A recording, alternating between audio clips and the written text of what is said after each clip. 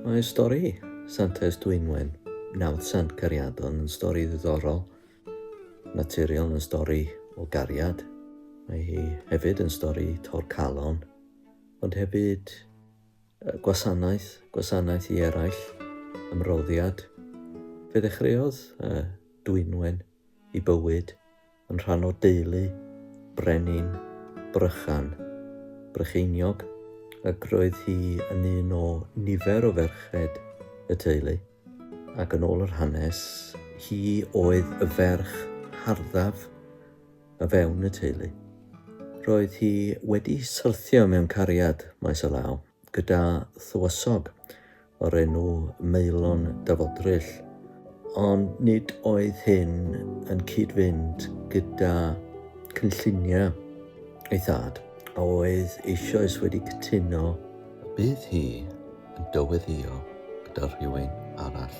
A pan glywodd Meilon fod Dwynwen yn briodi dyn arall, roedd o yn gandryll, ac yn brawychus iawn fe ymysododd arni, ac o wneud hynny dyma o yn ei dro yn troi yn lwmpyn o rew.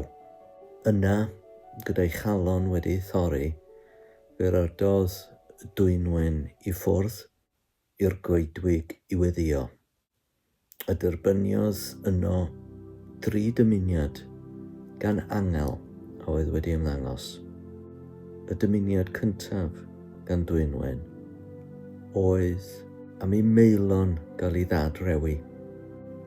Yn ail, gofynnodd am gael helpu Cariadon a oedd yn anhapus.